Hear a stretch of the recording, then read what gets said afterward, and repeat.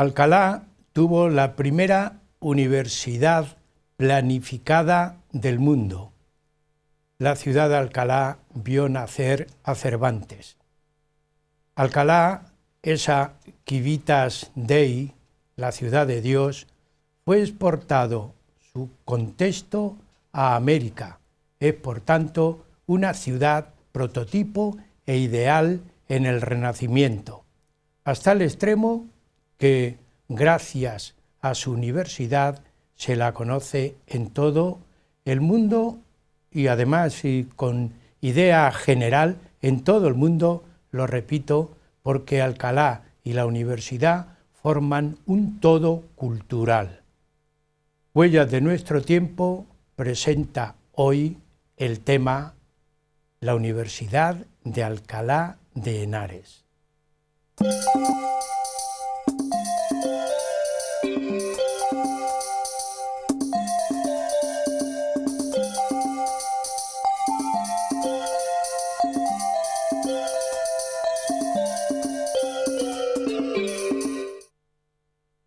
La Compluti Urbis Universitas fue fundada por Cisneros en el año 1499. Fue un referente cultural y además una gran aportación cultural de Cisneros, referente cultural junto a la Biblia políglota complutense. La Universidad de Alcalá de Henares bebió en el clasicismo de Salamanca y de París, pero también aceptó las innovaciones de la Universidad de Bolonia y del Colegio Trilingüe de Lovaina. Universidad de Alcalá es decir cultura, Universidad de Alcalá es decir humanismo, Universidad de Alcalá es decir renacimiento. Con este punto de referencia, la universidad en el Renacimiento sirvió de modelo cultural en España y en todo el mundo. Podríamos decir con toda seguridad que fue la universidad tipo de esta época renacentista. Cisneros fue el protagonista y además lo adaptó no solamente a su mundo, sino también se adelantó a esa reforma que existía de las órdenes religiosas en todo el mundo y fundamentalmente en Europa. Hoy, Huella de nuestro tiempo va a exponer y a tratar el tema de la Universidad de Alcalá de Henares. Tenemos en el estudio, de nuevo, a doña Carmen Valdizán Valledor, que ya en programas anteriores nos había hablado de la Universidad de Salamanca, que se están cumpliendo los 800 años de su fundación. Doña Carmen Valdizán Valledor es doctora en medicina, ha sido jefe de sección de la rehabilitación en el Hospital Parapléjicos de Toledo, profesora universitaria, no solamente en la Universidad Complutense de Madrid, también en la Universidad de Castilla-La Mancha y, no quiero olvidar, profesora en la UNED, Universidad Nacional de Educación a Distancia. Jubilada, es una persona inquieta. Ha hecho varios programas de investigación sobre la participación de la mujer en el mundo científico y cultural, y ella está introducida en ese medio cultural, científico. Por ese motivo la tenemos en el estudio, a la que, como siempre, le agradezco de nuevo que en tan corto espacio de tiempo, después de hablar de la Universidad de Salamanca, hoy vayamos a hablar de la Universidad de Alcalá. Así que, Carmen, muchas gracias por venir de nuevo al programa y que continúes investigando, porque hoy la mujer necesita de una investigación limpia, como tú estás haciendo en tus trabajos. Así que muchas gracias por haber venido al programa. Muchas gracias a vosotros por invitarme de nuevo al programa. Sabéis que para mí es un honor y un lujo el poder estar aquí y transmitir pues aquellas cosas que pueden ser interesantes para la cultura de todos, independientemente de que en algún momento haya podido hablar de mujeres científicas, en otro momento de medicina, y ahora le toca el turno a la universidad. Yo estoy encantada y además te agradezco mucho pues todo el currículum que has dicho y el acogerme aquí, todos ustedes con tanto cariño. Y nosotros también estamos felices y con ese cariño vamos a tratar el programa. El tema tiene mucha enjundia, tiene mucho contenido, pero tiene algo importantísimo, que está todo el programa, Cisneros, la Biblia políglota, Alcalá, todo unido a Toledo. Cuando hablamos de Alcalá de Henares, de la Biblia políglota, por ejemplo, por poner el modelo de cultura de aquella época, tenemos que hacer referencia a Cisneros. Es vital situar al personaje. Es un personaje único en la historia. Sí, sin duda. Es muy difícil, es imposible separar la Universidad de Alcalá de Henares, el Renacimiento español, la historia de España y de Toledo y la Biblia políglota complutense de la figura del cardenal Cisneros, que fue su promotor. Aunque el año pasado fue el año del cardenal Cisneros, que fue el centenario de su muerte, y en todos los sitios por donde él pasó, donde tuvo relación con el mundo de la cultura, de la política y de la religión en aquella época, pues se le han hecho diferentes homenajes. Pero yo creo que cualquier momento es bueno para hablar del cardenal Cisneros y de su obra.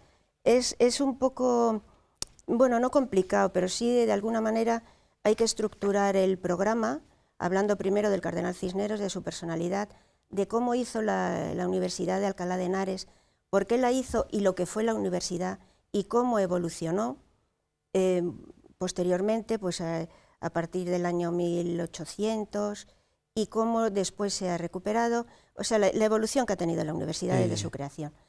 Y luego hablaremos también, como no, de la Biblia políglota complutense. Empezamos con el cardenal Cisneros. Cisneros como persona, como gran personaje.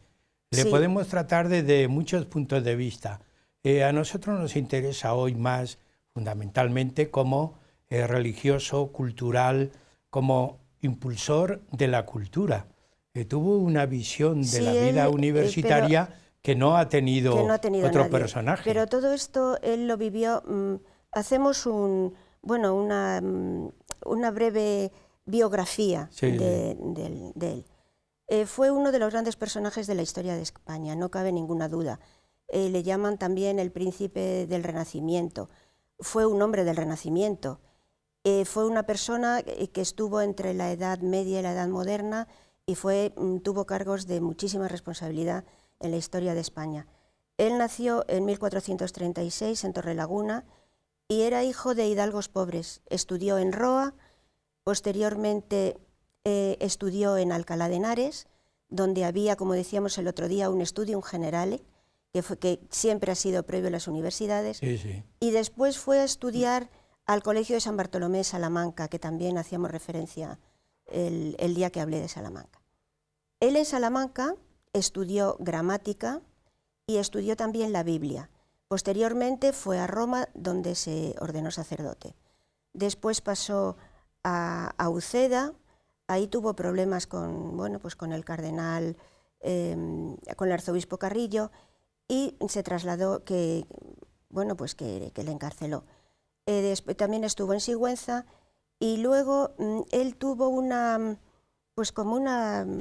sé cómo lo calificaría, como una iluminación, como estudiarse a sí mismo en su interior, y se fue a Salceda, al convento de Salceda en la Alcarria, y se fue a la orden franciscana. Él se llamaba Gonzalo Jiménez de Cisneros, y tanto se identificó con los franciscanos que se cambió el nombre por Francisco. Entonces ahí hubo una coyuntura, y es que la reina Isabel pues necesitaba un consejero y necesitaba un confesor, ya que el que tenía anteriormente que fue fray Hernando de Talavera, pues se quedó en Granada y la reina buscaba una persona que fuera austera, que le gustara el mundo interior y el servicio a los demás. Entonces la presentaron al cardenal Cisneros, el arzobispo de Toledo, el arzobispo Mendoza. Ella, cuando conoció al cardenal Cisneros, pues ya le hablaría de que quería que fuera su confesor y su consejero, y entonces el cardenal Cisneros pasó a ser consejero y confesor de la reina. Entonces el cardenal Cisneros era una persona religiosa, era profundamente religioso, pero también estuvo al servicio de la corona, al servicio de España en el bien de los demás. Como todos sabemos, fue regente en 2 ocasiones y bueno, podemos clasificar su personalidad en 3 facetas. Como religioso, como un gran religioso, porque reformó las órdenes religiosas, la primera, la de los franciscanos, como un gran estadista, demostró ser un gran estadista, y un mecenas de la cultura. Y hoy vamos a tratar preferentemente su mecenazgo como mecenas de la cultura. Él le preocupaba mucho la cultura, entonces él creyó que el progreso de los pueblos o el final estaba en la educación y en la cultura. Entonces, él hubo una época de su vida, él vivió 81 años, para aquella época era una vida muy, muy longeva, y la verdad es que dio mucho de su vida en favor de los demás a lo largo de esos años. En los primeros años de su vida, entre el retiro que tuvo, su cambio de su personalidad, pues pasó, no digamos que en el anonimato, pero no era una persona que se le conociera. Entonces, pero él fue cogiendo una gran experiencia, pues de todas las intrigas que había vivido, de cuando estuvo en Roma, de tanta gente como había conocido, del problema que había tenido con el arzobispo Carrillo, y todo eso le sirvió mucho para su vida posterior. También, qué duda cabe, la experiencia que tuvo las 2 veces que estuvo reinando, porque pues, como regente, con actividad política. Exactamente, entonces aprendió mucho. Fue una época difícil dentro de la historia de España, y bueno, pues eso empezó a transmitirse o empezó a plasmarse cuando ya el cardenal era un poco más mayor, a partir de los 60 años. Él, dicen los historiadores, 2 historiadores, que tenía 2 sueños. Yo pienso que debía tener muchos sueños, un hombre tan bondadoso y tan inteligente, ¿no? Y con esa vida tan rica en experiencias. Pero dicen que tuvo 2 sueños. Uno fue la universidad, crear la universidad, y otro fue la Biblia políglota complutense.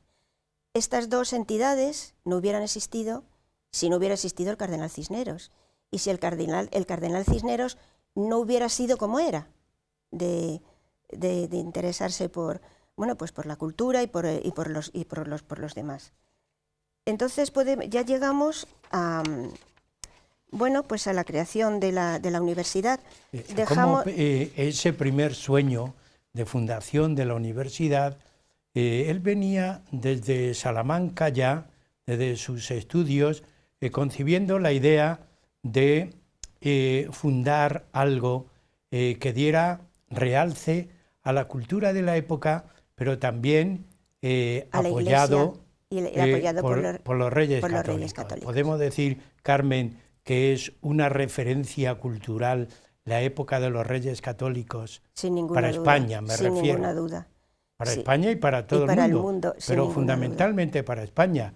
Yo creo recordar que escucharte a ti cuando comentábamos sobre la constitución de las universidades en España, cómo los Reyes Católicos iban destacando universidades fundadas en su época, Zaragoza, Sevilla, Valladolid, había acompañado a la fundación de Salamanca, decías el día anterior. Es decir, hay un ámbito cultural, social y político tan propicio que no es de extrañar que arrastrara a Cisneros. La reina Isabel la Católica fue una mujer adelantada absolutamente a su tiempo, una mujer interesada por la cultura, muy estudiosa, y que si se acuerdan, el día que hablaba de Salamanca, ella estableció que todo el mundo pudiera estudiar en Salamanca, no solamente los nobles, y que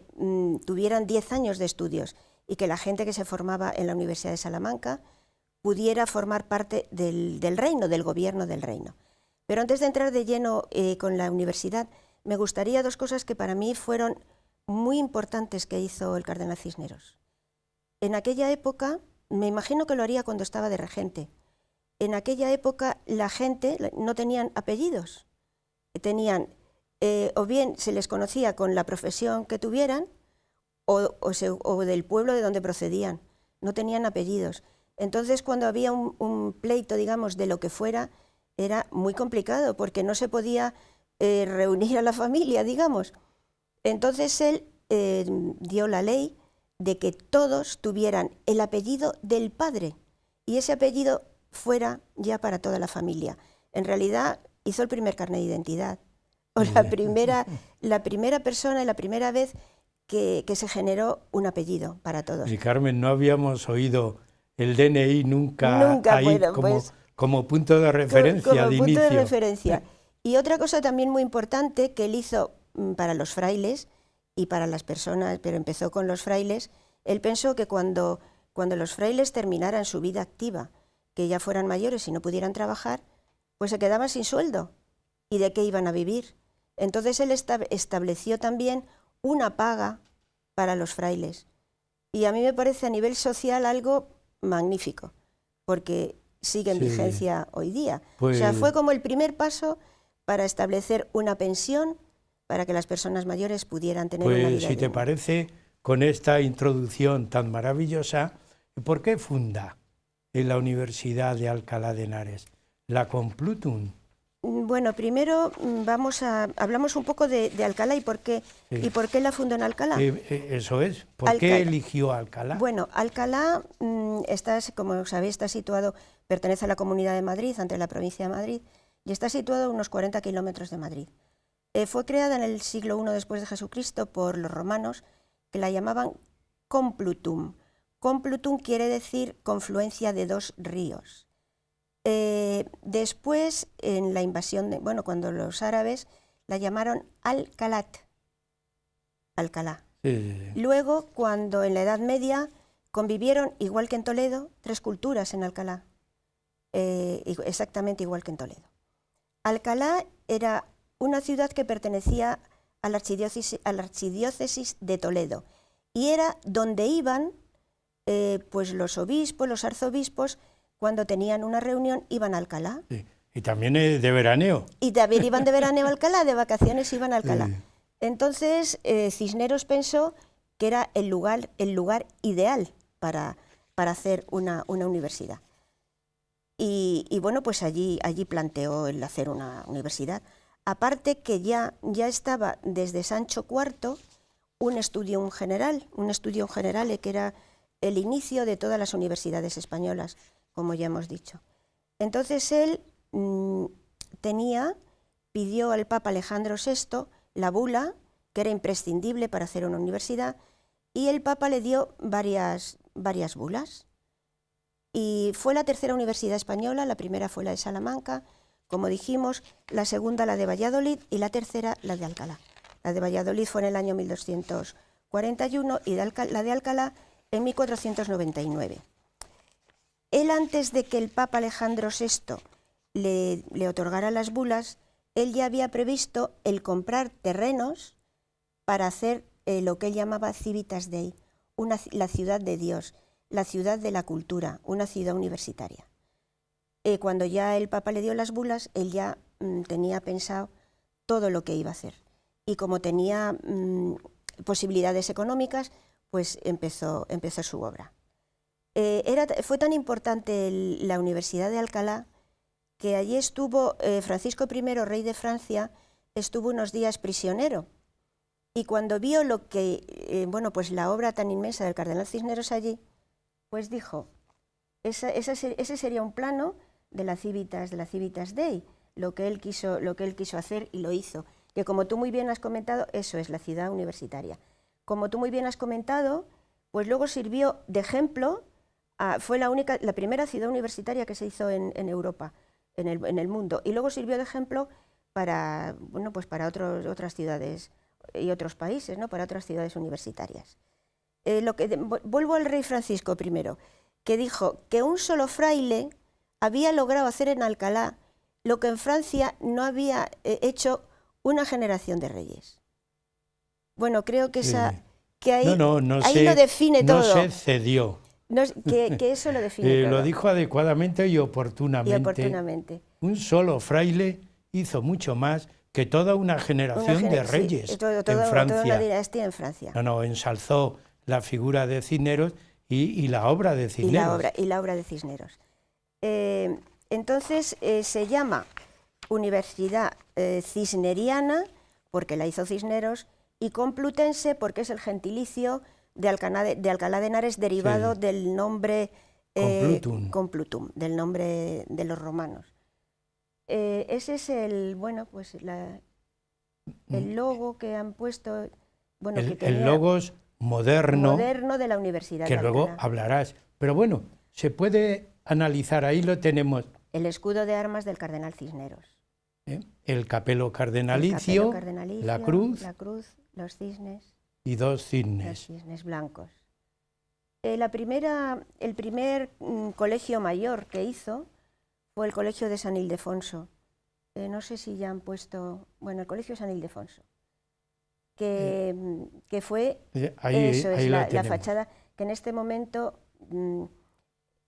Él puso la primera piedra en el año 1501 y dijo que él haría con barro todo lo que los demás habían hecho con mármol. Y fue, la fachada la hizo Gil de Hontañón y está cargada de un simbolismo religioso muy importante. Tiene incluso hasta los cordones de los franciscanos. Este es un detalle de la fachada. Se hizo en muy poco tiempo. Y nos explicamos por qué se hizo en tan poco tiempo. Porque el cardenal, cuando hizo el colegio mayor, tenía ya 60 años. Y él quería que las cosas fueran muy deprisa. Sí, pero, Carmen, hay algo muy bonito que tú me comentabas. Es un colegio-universidad. Eso es una originalidad, ¿no? Bueno, el colegio-universidad ya lo hubo en Salamanca. Los colegios no eran donde vivían los alumnos, eran las facultades de hoy. Sí. Las facultades universitarias, que se llamaban colegios. Él hizo este colegio mayor, fue Gil de Hontañón el arquitecto, y tiene varios patios. Este patio es el de Santo Tomás de Villanueva, que fue el primer alumno que hizo la carrera, que terminó la carrera en la Universidad de Alcalá. Tiene un pozo muy bonito ahí en el centro, que tiene, en el brocal del pozo, están los 2 cisnes, sí se ven ahí, los 2 cisnes del escudo de armas del cardenal Cisneros. Después hizo varios colegios menores. Y algo muy importante es que, bueno, hay también un patio, ese es otro detalle de la fachada. Es el escudo del cardenal Cisneros. Hizo algo muy importante, y es que a la universidad, al colegio mayor, que fue el primero, también iban los pobres. Él hizo becas para que la gente pobre pudiera estudiar. Realmente siguió lo que había planificado la reina Isabel la Católica, lo que habían hecho los reyes católicos en el aspecto cultural, como tú comentabas al principio, lo siguió el cardenal Cisneros. Entonces la gente pobre tuvo la opción de poder ir a estudiar a la universidad. Y había una beca que se les concedía y había una hospedería donde ellos vivían gratuitamente. Además de este colegio mayor de San Ildefonso, que fue maravilloso en su época, ya lo hemos visto, y en el interior es absolutamente espectacular, muy bonito. Tiene incluso algunos detalles de... ahí está la fachada, con la que le hemos visto también antes. Carmen, si te parece, llegamos al final a la mitad del programa y continuaremos después terminando la universidad. Con el Colegio San Ildefonso, porque es el colegio que dio origen a la universidad. Y que sigue existiendo el edificio. Sí, hacemos un descanso. Amigos, también a ustedes les permitimos que hagan el descanso y estamos en el programa Huellas de nuestro tiempo.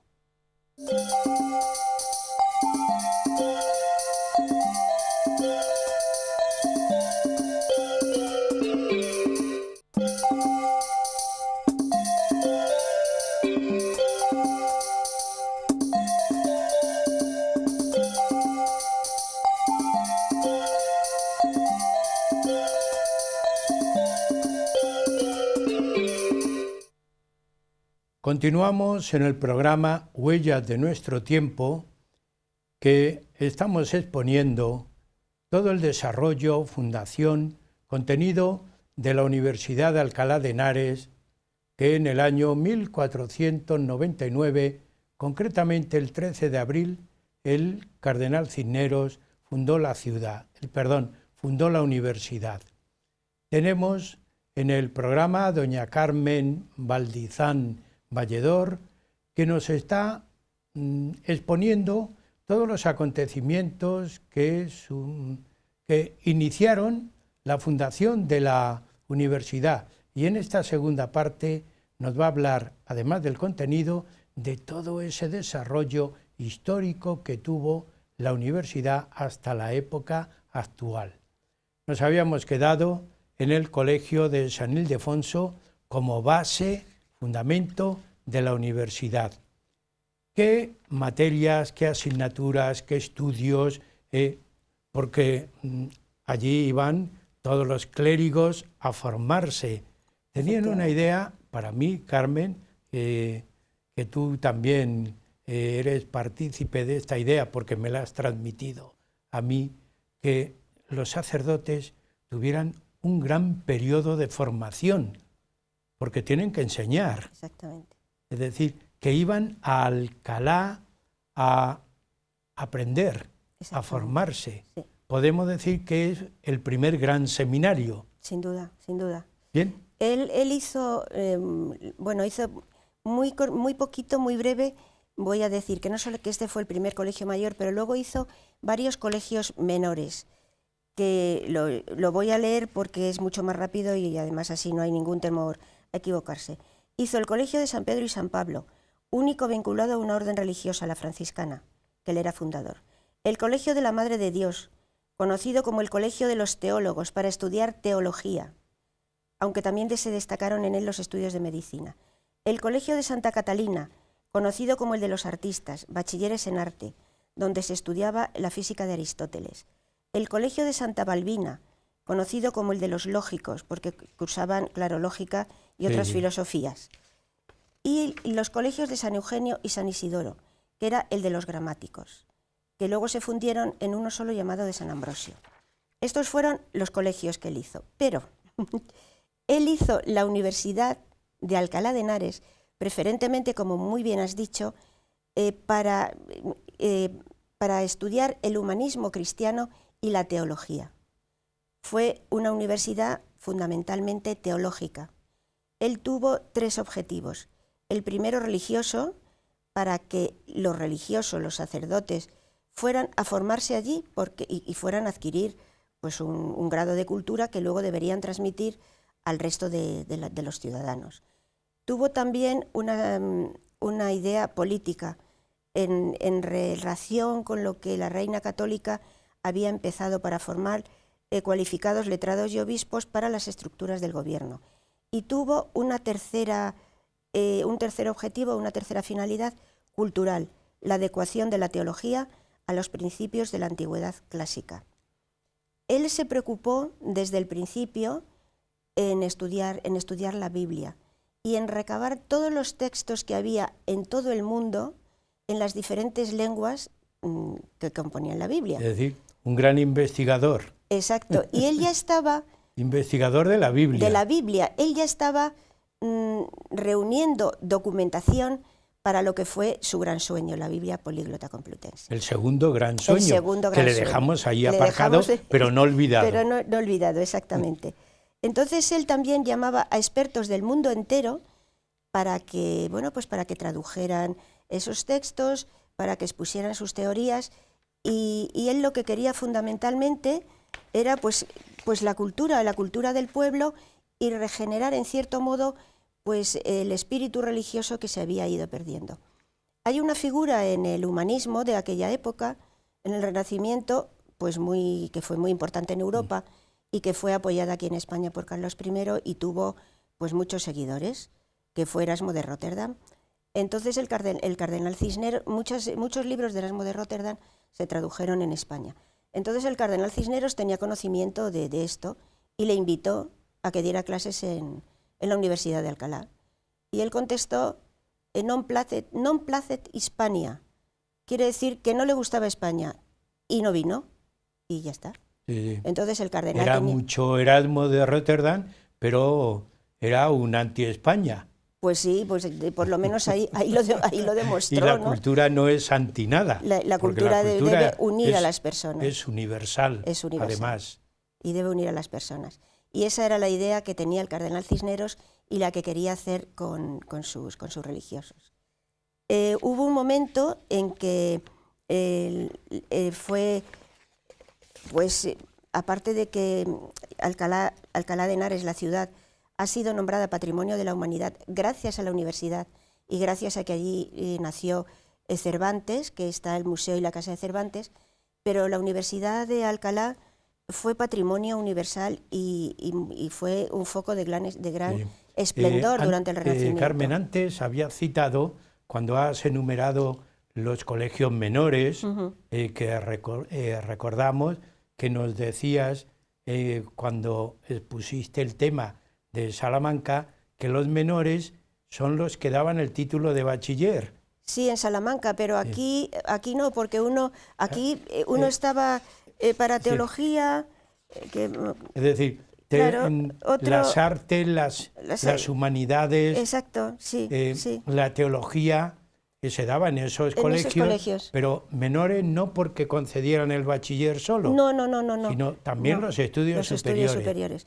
Bueno, es que quiero que aclares pero esta idea. Hay que considerar que estamos hablando del año 1499, 1500 y 1508, que fue cuando empezó el Colegio San Ildefonso, mientras que en Salamanca, pues estábamos llevaban 200, más de 200 pero años. Fundamentalmente fueron las carreras llamadas de humanidades, de artes y de teología. Y de teología. Pero sí. Él no olvidó medicina. No olvidó medicina. ¿Y por qué, Carmen, no olvidó medicina? Estamos en el Renacimiento ya. Sí. Tú eres doctora en medicina.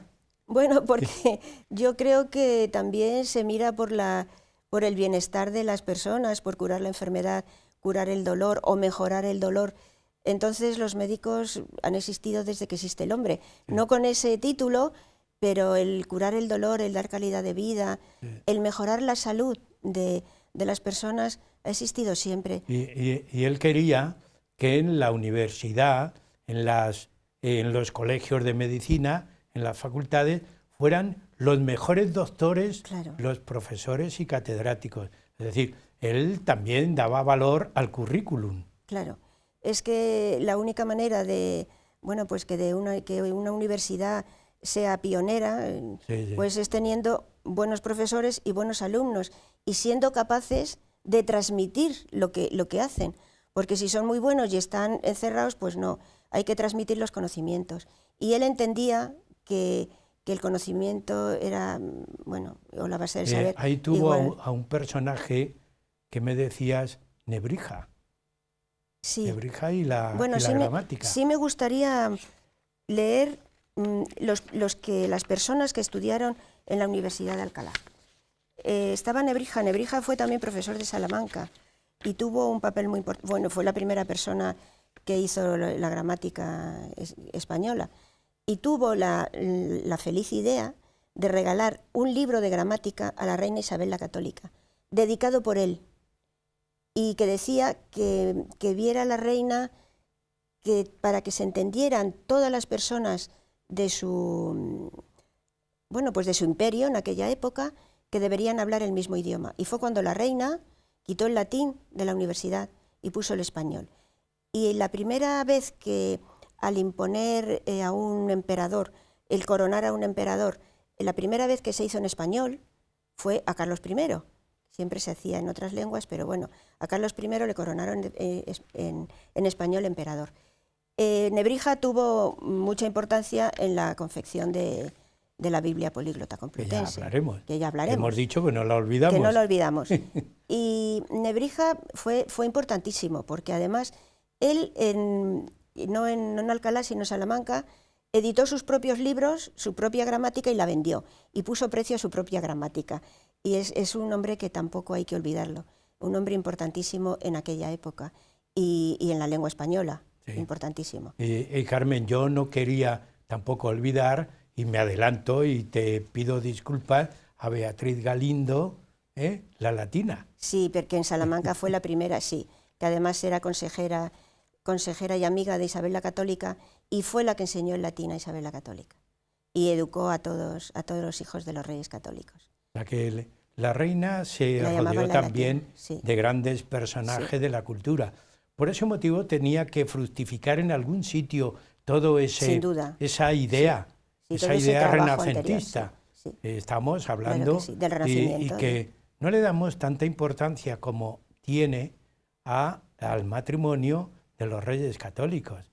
Porque no solamente políticamente constituyeron la unidad de España, sino la gran revolución cultural española, renacentista, se dio bajo su reinado y en su reinado. Sí. Bueno, Carmen, pues seguimos. Seguimos con las personas que estudiaron en Alcalá. Nebrija, Santo Tomás de Villanueva, que fue el que tiene el patio que hemos visto antes, dedicado, Juan Ginés de Sepúlveda, Ignacio de Loyola, Domingo de Soto, Ambrosio de Morales, Benito Arias Montano, Juan de Mariana, Covarrubias, Antonio Pérez, San Juan de la Cruz, Mateo Alemán, Lope de Vega, Francisco de Quevedo, Pedro Calderón de la Barca, Melchor Gaspar de Jovellanos, Fray Diego Morcillo, Blas Ortiz, etcétera, muchísimos. Tengo que decir que la Universidad de Alcalá era exclusivamente para varones, preferentemente religiosos por la filosofía que tenía, digamos. Que no estudiaban ninguna que eran teólogos. En aquella, claro, eran teólogos, no había no tenía teólogas, sentido. Pero sin embargo, claro, ahora las hay, ahora las hay teólogas. Hubo una sola mujer, María Isidra de Guzmán y de la Cerda, que en 1785, ya bastante posterior, hizo Artes y Letras. Fue la primera en la Universidad de Alcalá. La Universidad de Alcalá, dejamos ya, pues desgraciadamente el cardenal Cisneros, pues murió, pero la universidad y toda su obra siguió. La Universidad de Alcalá en 1777 se la separó física y orgánicamente de su colegio mayor de San Ildefonso y se pasó a denominar Real Universidad de Alcalá, con sede en el antiguo edificio del Colegio de los Jesuitas de Alcalá. Estamos viendo, Carmen, unas imágenes muy atractivas, sugestivas, del sepulcro que no está enterrado ahí. Es que el cardenal Cisneros pidió ser enterrado en la capilla del Colegio Mayor de San Ildefonso. Y tiene este sepulcro que es una maravilla de arte funerario. Pero sin embargo está enterrado en la catedral de Alcalá, el sepulcro está vacío. Sí, pero he querido traerlo porque era es una joya del arte. Sí. Siguió pasando el tiempo y estamos ya teóricamente en una época moderna. Sí, es decir, tuvo 1800, muchos cambios y transformaciones. Y estamos ya cuando llegó la desamortización de Mendizábal. Y muchos de los edificios que había hecho el cardenal y que pertenecían a la ciudad universitaria, pues fueron destruidos. Y la Universidad de Alcalá, en 1836, fue trasladada a la Universidad de Madrid, a Madrid. Entonces, la Universidad de Madrid pasó a denominarse Universidad Central. Sí. Este nombre lo ha mantenido mucho tiempo. Tú y yo estudiamos en la Universidad Central. Exactamente. Y entonces a partir de 1970, la Universidad de Madrid pasó a llamarse Universidad Complutense de Madrid. Bueno, pues que sepan los que nos ven, que Complutense pero bueno, viene no hace de falta Complutum. que le digamos nuestra edad, que da lo mismo. No, pues ni falta que hace, estamos aquí. Tuvimos la dicha claro, de estudiar en esa Universidad Central de Madrid. Y bueno, pero que sepan que Complutense viene de Complutum, que es, bueno, que en realidad es el gentilicio de Alcalá, de los romanos y todo esto. En 1850 ya estaba trasladada a la universidad, se habían destruido varios edificios. Los habitantes de Alcalá de Henares hicieron una asociación de condueños, de los vecinos de Alcalá. Entonces compraron los edificios que quedaban y los mantuvieron, la sociedad de condueños, en el año 1850. En el año 1977 se creó de nuevo la Universidad de Alcalá de Henares, la actual. Sí, pero adscrita a la Universidad de Madrid. Bueno, pero tiene muchas... ¿Estaba ya independiente? Sí, ya es independiente, ya es independiente. Sí. ¿Divulgaron el logos que habíamos visto en principio? Pues sí, en la propaganda de la universidad está ese logo que hemos visto al principio.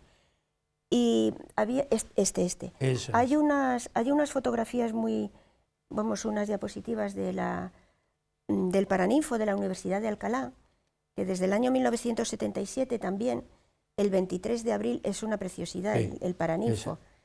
Y esto está en el Colegio de San Ildefonso, que es donde está el rectorado de la universidad actual. Pues el 23 de abril de todos los años, Su Majestad el Rey entrega los premios Cervantes. Ahí, exactamente esa. Es claro, se discuten los estudiosos de Cervantes y del Quijote si realmente nació, si fue bautizado allí, sí, pero para nosotros vamos a seguir la historia según la hemos recibido. Sí. El premio Cervantes se da en la Universidad de Alcalá, porque en Alcalá nació Miguel de Cervantes. Exacto. Y no movemos nosotros la polémica, lo dejamos ahí. Hay otra cosa que a mí me llamó mucho la atención. Bueno, Alcalá de Henares es una ciudad preciosa, y además es una ciudad universitaria, tiene un sabor, es muy bonita. Tú has dicho que fue declarada por la UNESCO Patrimonio de la Humanidad. Por la universidad. Sí. ¿En qué año? Pues yo creo 1998 pudo ser. Muy al final. Muy al final, sí. 1998. Sí. Se declara Patrimonio de la Humanidad conjuntamente con la universidad. Claro, eso tiene un abolengo. Ya lo creo. Hoy, ¿qué carreras se pueden estudiar? Porque ya divulgamos el prácticamente plan de todas. Estudio y el contenido de estudio. Como ahora tienen que solicitar, respecto a la nota que han sacado en selectividad, sí, tienen que solicitar los alumnos varias universidades y varias carreras, entonces según el numerus clausus, pues les adjudican una u otra. Pero no se mantiene exclusivamente humanidades, teología, artes, como entonces. No. Hay rama de letras y rama de ciencias. Es decir, medicina, por ejemplo, continúa porque habías explicado que se inició en la época cisneriana. Sí. Y también podemos hablar de ingenierías, de arquitectura, es decir, carreras científicas. Y tiene incluso el prestigio de Alcalá. Yo no digo que vaya a competir con Madrid, pero tiene un alto nivel y un alto prestigio. Sí. Y una larga historia. Alcalá, claro que sí. Bien. Hay una cosa que no me quiero olvidar, sí, que a mí me llamó mucho la atención. En Alcalá, bueno, el cardenal Cisneros dotó de una biblioteca de más de 1000 volúmenes del mundo entero cuando abrió el Colegio de San Ildefonso. Y había muchos libros de ciencias naturales. Pero en este momento, en el momento actual en el que vivimos ahora, hay una biblioteca que funciona 24 horas al día, los 365 días del año. A mí me llamó mucho la atención. Sí, sí. Y creo que es algo que hay que divulgar, porque es muy importante para para Alcalá, para el mundo de la cultura y para el mundo Carmen, de la universidad. Hablas de biblioteca, hablas de contenido de la universidad. Inicialmente, recuerdas que cuando hablábamos de Salamanca decíamos, llevaban un ropaje especial. Sí. También ellos en Sí. el Renacimiento siguieron esa idea y esa tónica Sí, con el ropaje, su color de cada facultad. Lo que pasa es que en Alcalá de Henares no era el prototipo, digamos, de Salamanca, y el prototipo que se ha trasladado a otras universidades, incluso cuando el doctorado. Este es el prototipo de la Universidad de Alcalá de Henares. Lo de arriba sería el birrete, que no es como el birrete de Salamanca, y ese sería el prototipo. Pero variaba, este es el que tenía en el Colegio San Ildefonso, pero variaba, como había diferentes órdenes religiosas que estudiaban allí, variaban los colores con las diferentes órdenes religiosas. Pero vamos, ese sería, digamos, el básico. Es muy curioso también, sí, porque hoy modernamente todas las universidades pues llevan también su distintivo de la universidad. Que podamos hablar de esto es históricamente pues un gran recuerdo. Ya lo creo.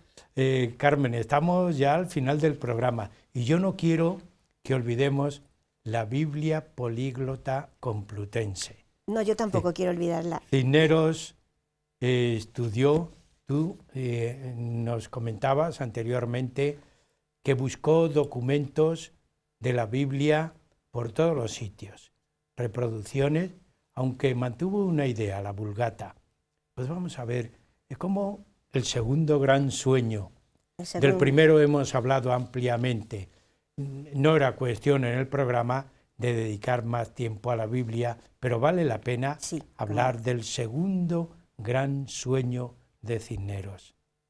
Los diferentes historiadores a la Biblia Políglota Complutense dicen: un viaje en busca de un tesoro, un legado para la humanidad, una gran hazaña tipográfica y cultural. Me parecen como 3 mensajes, cuando no hay mucho tiempo, muy, muy bonitos. Y dicen también, lo decía el propio Cisneros, que lo que más fue de su agrado fue la confección de la Biblia. Preguntándole a él, lo voy a leer textualmente lo que él dijo, dice: aunque hasta el presente he llevado a cabo muchas empresas para la nación, nada es más de mi agrado y por lo que debáis felicitarme con más efusión que esta edición de la Biblia. Que me parece que la define en sí misma, ¿no? Sí, sí. Recibió una gran alegría cuando le presentaron el último tomo. El último tomo. Editado. ¿Cuántos tomos tiene? La Biblia tiene 6 volúmenes, 4 son del Antiguo Testamento, el 5º es de las Escrituras griegas. La confección duró 15 años. Empezó en el 1502, fue financiada y propiciada por el cardenal Cisneros, claro, y acabaron en el 1517.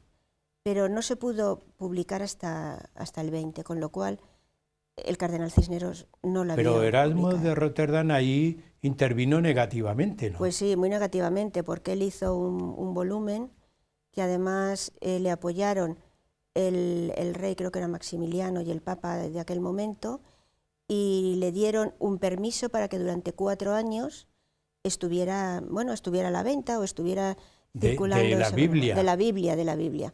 Entonces, ¿qué pasó? Que no se pudo publicar la Biblia Políglota Complutense. Tenía, como todos saben, está en 4 idiomas, en hebreo, griego, latín y arameo. El traductor, el texto en latín quedó encargado a Antonio de Nebrija, en griego Demetrio Ducas y Hernán Núñez de Toledo, textos en hebreo y arameo Alonso de Alcalá, Pablo Coronel y Alfonso Zamora, y la ciudad donde se hizo fue en Alcalá de Henares y se publicó en 1520. Es decir, es la primera vez que se une el Antiguo Testamento con el Nuevo Testamento. Y en 4 idiomas diferentes. Era otra de las originalidades. Sí. Pero la Vulgata dijo que no se tocara, porque incluso le aconsejaban que se modificara, y dijo que no, que el texto primitivo había que mantenerlo. Bueno, a Fray Luis de León, que por traducir la Vulgata fue por lo que le encarcelaron. Claro, no, claro. Estuvo 7 años, sí. cuando volvió a la cátedra, decíamos ayer. Sí. Tuve, aunque no tenga que ver nada con esto, pero bueno, está en el contexto de la historia de la cultura y de la religión. Hace muy poco estuve en Salamanca con motivo del 8º centenario y tuve la suerte, que muchas veces no se puede ver, de ver el aula de Fray Luis de León, que es una maravilla, y está tal cual la dejó él cuando daba clases. Entonces dicen que, bueno, están los bancos, que son muy rústicos, de madera muy rústica, que eran los únicos alumnos de aquella época que escuchaban la clase sentados, porque en el resto de Europa estaban en el suelo. Y bueno, pues es otra anécdota más. Y bueno, pues muy, muy bonito. Y por traducir la Vulgata le cuando volvió, allí está escrita la frase, habían pasado años, como decíamos ayer, como si fuera ayer, el día anterior de la clase. Son ejemplos que no podemos olvidar culturalmente, nacionalmente incluso, desde luego. La idea de los grandes personajes que ha tenido España y que tiene España. Ya lo creo, España ha tenido grandes personajes muy, muy importantes para la historia, para la cultura, para la época posterior de España, y es que no debemos olvidarlos. No debemos olvidarlos. Carmen, aunque sea apoyarte, Toledo, el archivo catedralicio de Toledo, que tiene los 6 tomos, ejemplar completo, que es poco frecuente, de la Biblia políglota complutense.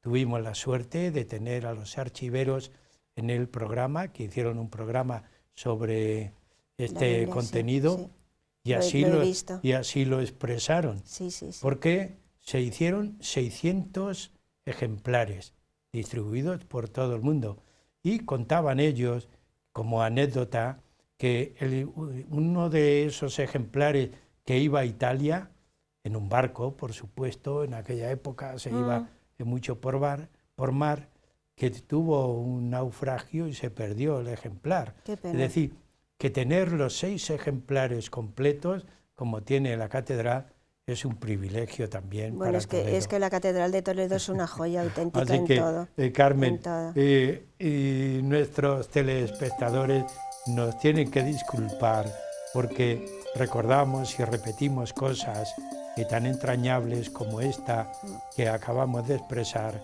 porque Toledo es también otro tema. Toledo es otro tema. Toledo es una ciudad que enamora. Te agradecemos es una joya. El programa Huella de Nuestro Tiempo, que nos hayas hablado de toda esta cantidad de detalles tan maravillosos y que dan solera a la vida cultural y a la vida de la investigación, y que continúes en el terreno que a ti más te satisfaga, pero fundamentalmente no olvides a la mujer, la ciencia y la cultura. Así que muchas gracias por haber estado en el programa. Gracias a vosotros. Y también a ustedes, Huellas de Nuestro Tiempo, siempre gratamente recibe a un cofrade de la Cofradía Internacional de Investigadores de Toledo, que con sus trabajos amenizan el programa. Muchas gracias y hasta el próximo día.